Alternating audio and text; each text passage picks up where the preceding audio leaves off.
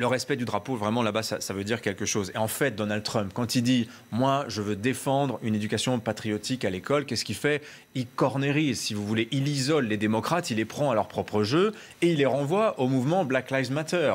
En fait, très concrètement, la question qu'il leur pose, c'est alors, vous êtes avec qui? Vous êtes avec les casseurs de Black Lives Matter? Vous êtes avec le New York Times? Est-ce qu'au fond, vous n'êtes pas un peu anti-américain? C'est ça, en fait, le message politique de Donald Trump qui est adressé aux démocrates. Et d'ailleurs, c'est un piège terrible pour Joe Biden. Et je lui souhaite bon courage cette nuit. Rendez-vous 3 heures sur CNews pour se sortir de ce guêpier, parce qu'à tous les coups, il va mettre le sujet sur le tapis.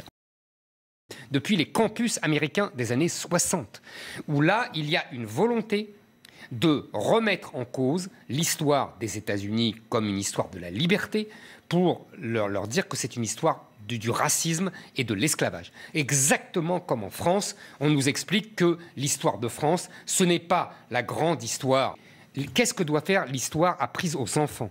Est-ce qu'elle doit leur dire que leur pays est une suite de crimes, ou est-ce que l'histoire de leur pays est grande et qu'ils s'inscrivent dans une histoire absolument magnifique et que ceux qui viennent de l'étranger doivent vite l'acquérir pour devenir les compatriotes du passé? Je vous ai déjà dit, ce qu'il y a de grand en France, c'est quand on devient français, on est compatriote de Bonaparte, de Voltaire, de Rousseau, de Descartes, de Pascal, voyez, etc., etc., et de Louis XIV, etc.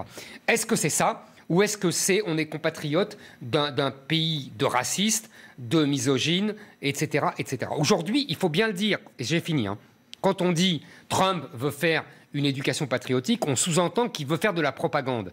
Il ne faut jamais oublier que depuis 40 ans, ce sont les autres qui font de la propagande. Il suffit de voir les programmes scolaires dans les écoles françaises, il suffit de voir les programmes scolaires aux États-Unis, les universités. C'est le camp de la repentance et de ceux qui présentent l'histoire de France comme une vague histoire de criminels qui a gagné et qui se répand dans les programmes. Donc quand on veut lutter contre ça, vous comprenez, on ne fait pas de la propagande, on lutte contre la propagande qui domine aujourd'hui en France et aux États-Unis depuis 40 ans.